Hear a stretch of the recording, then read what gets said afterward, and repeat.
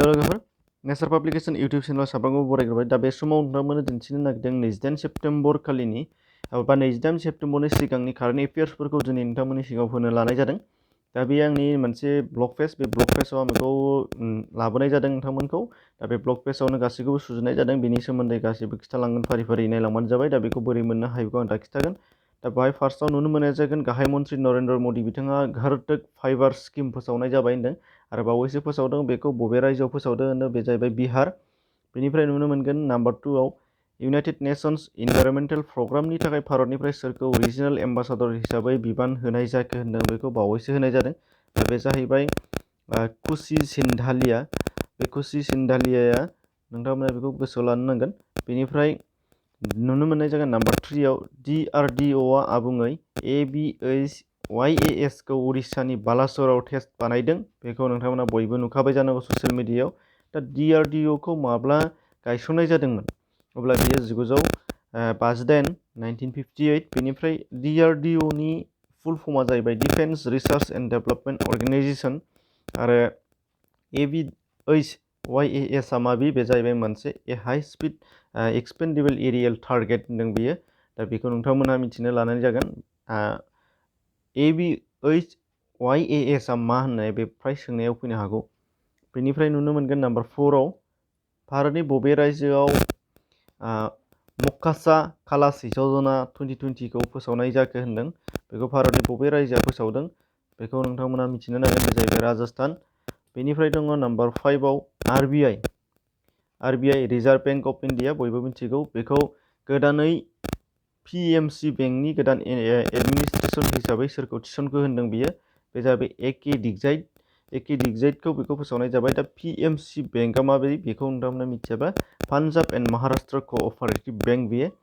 बेनिफ्राय नुगोन नाम्बार 6 आव टाइम्स मेगाजिन्स 100 मस्ट इनफ्लुएन्शियल पिपल 2020 नि सेलेक्सनाव बलिउडनिफ्राय सोर सासे एक्टरा सायख'जादों होनदों बे जाहैबाय बावैसो सायख'जानाय बे जाहैबाय नुनो मोनगोन आयुष्मान खुरानाखौ सायख'नाय जादों होनदों बेनिफ्राय दङ नाम्बार 7 बावैसो आगुनि क्रिकेटार डिन जन्सआ रुंसारि जालांबाय बेखौ बयबो नुखादों जानो हागौ दा बिथाङा बबे हादरजों गेलेयोमोन होनदों बिथाङा जाहैबाय अस्ट्रेलियाजों गेलेयोमोन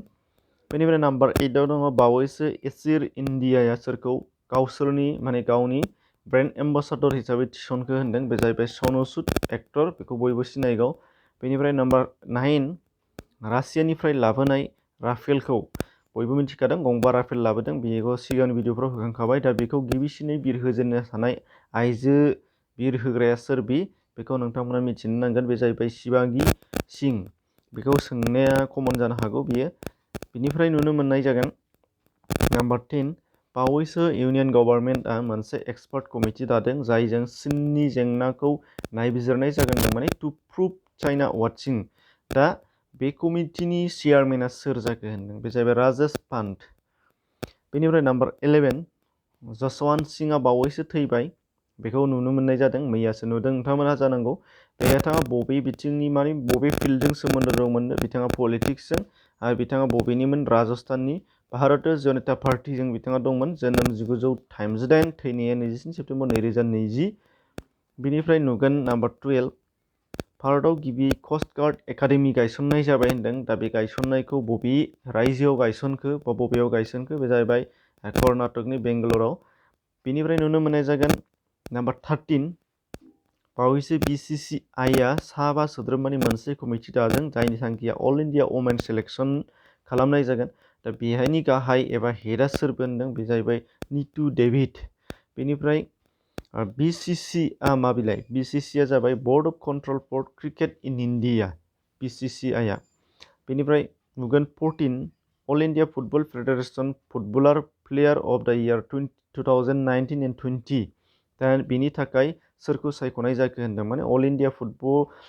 फेडारेसना मोनसे फुटबलनि प्लेयार सायख'नाय जायो होनदों दा बे प्लेयाराव सोरखौ सायख'नाय जाखो बे जाहैबाय सानै सन्जु आरो बेनिफ्राय गुरप्रीत सिंह संधू बेनिफ्राय नुगोन नाम्बार 51st एडिशन माने 53 इन्टारनेशनेल फिल्म फेस्टिभेला 2020 आव खुंजागौमोन दा बियो खुंजानाय नंला बेखौ पस्टपन बा फावसायलांनाय जाबाय होनदों दा बबे सानाव लांनाय जाखो बे जाहैबाय टारगेटआ दंथ'यो, सोलायनोबो हागौ बेयो कर'ना भाइरासनि थाखाय, नाथाय दा टारगेटआ दंथ'यो 16निफ्राय 24 जानुवारि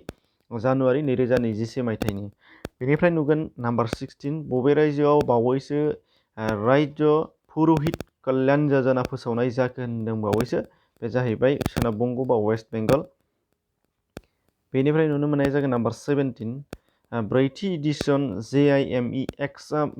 बबे मोननै हादरजों सोमोन्दो दङ होनदों, बे जाहैबाय जापान आरो भारत मोननै हादरजों सोमोन्दो दं। आरो बियो JIME-Xआ मा जागोन बेखौ नोंथांमोना नुनो मोनगोन। बेनि फुल फर्मआ जाबाय जापान मेरिटाइम बिलेटारेल एक्सारसाइज। बेनिफ्राय दङ T20 इन्टारनेशनेल खेलायाव 3000 रान लांनो हानाय नैथि गेलेगिरिया सोर होनदों, बे जाहैबाय स्टेफेन टाइलर आरो बिथाङा बबेजों गेलेयो, वेस्ट इंडिजजों गेलेयो। बेनिफ्राय नुनो मोनदों बावैसो आकाश एडुकेशन सार्भिस लिमिटेडआ गावनि ब्रेन्ड एम्बासाडरखौ फोसावदों। बे ब्रेन्ड एम्बासाडरा बिथांमोननिया सोर, बे जाहैबाय युवराज सिं। आरो युवराज सिं बयबो सिनायखायो। दानिया लास्ट कुइसन, बे जाहैबाय बावैसो भल्भ' कार कम्पानिया गावसोरनि कारखौ फाइनान्सियेल सार्भिसनि थाखाय हगारनो आखायाव लाबाय आरो बे हगारनायनि थाखाय बिथांमोना मोनसे बेंकजों लोगो बा पार्टनार जादों। दा बे बबे बेंकजों बिथांमोना पार्टनार जाखो, बे जाहैबाय HDFC बेंक। दा HDFC बेंकआ माबे नोंथांमोना मिथियाबो जानो हागौ, बे जाहैबाय HDFC बेंकआ दा हाउसिं डेभेलपमेन्ट फाइनान्स कर्प'रेसन, बे नोंथांमोना नुनो मोनदों। दा बेखिनियावनो दिनैनि कारेन्ट एफेयार्सआ जोब्बाय। दा बे ब्लग पेजनि बे वेब पेजनि लिंकखौ डिसक्रिपसनाव होनाय जादों, बेजों थानानै नोंथांमोना बाहाय चेक खालामनो हागोन। आरो बाहाय बोरै सिगांनिफोरखौ बोरै चेक खालामनो हागोन बेनिबो नोंथांमोननो आइडिया होनि। नैबे मोनसे हम दङ, बाहाय थांनानै नोंथांमोना बेयाव हमाव थुबानो नोंथांमोना गासैखौबो नुनो मोनगोन। जेरै आं थुनानै होगोन, बाहाय हमाव थुगोन, अब्ला नोंथांमोना गासैबो बे पेजआव हगारनाय गासैबो माबाखौनो फोसावनायफोरखौ नुनो मोननाय जागोन। आरो जेरै नुनो मोनदों कारेन्ट एफेयार्स बे दिनैनि 28 नैबे बर' मेजरनि नट्स, कारेन्ट एफेयार्स 27 सेप्तेम्बरनि बे फारि फारि नुलांगोन। बर' मेजरनि नट्स, नैबे ससियेल साइन्स नट्स क्लास 7नि बेयो नैबे MIL, बेनिफ्राय फारि फारि नायलांदो। आरो बे हमाव नैबेथिंजाय लेफ्ट साइडथिंजाय नैबे दङ, नोंथांमोन राइट साइडथिंजाय दङ नैबेहाय सिन। दा बे सिनावहाय थुनानै होयोबा आरोबाव अल्डार पस्ट माने सिगांनि गोजाम पस्टफोरखौ नुनो मोनगोन। बे बाहाय गासैबो दंजोबखायो फारि फारियै। आरो बेयावनो ओरैजाय आरो सिगांथिं नायोबा ओरै लेफ्ट साइडथिंयाव थुबानो जाबाय। बेबायदि फारि फारि नुलांनो हागोन, गासैखौबो बाहाय दंजोबो। निउसनि मोननैसो निउसबो थाब थाब होनाय जायो। मथा मथि जेरै इउटुबाव नोंथांमोनखौ सापर्ट खालामगासिनो दङ, नैबे ब्लग पेजावबो बेखौनो सापर्ट खालामनो लानाय जादों। बेखायनो जायफोरा मिथियाखै नायना लाब्लानो जाबाय आरो फल' खालामबाय थाबानो जाबाय। दा बेखौ बेनि आपडेट खालामनाय नटिफिकेसनखौ बोरै मोनगोन, इउटुबावथ' मोनबाय थाया नालाय, बेखायनो नोंथांमोना बेखौ बोरै मोनगोन बेखौ आङो फेसबुक पेज दङ, फेसबुक पेजनि लिंकखौबो होनाय जादों। बाहाय आं पस्ट होयो, जेलाना बा पेज ब्लगाव पस्ट होगोन, जेलाना इउटुबाव पस्ट होगोन, अब्ला फेसबुकआवबो पस्ट होनाय जायो नटिफिकेसनखौ, बेनि गेजेरजों मोननो हागोन। नोंथांमोना फल' खालामाखैबा फल' खालामहैनो हागोन, जायफ्रा फल' खालामनो गोसो। बेखिनिमोन, एसेनोसै, गोजोन्थों।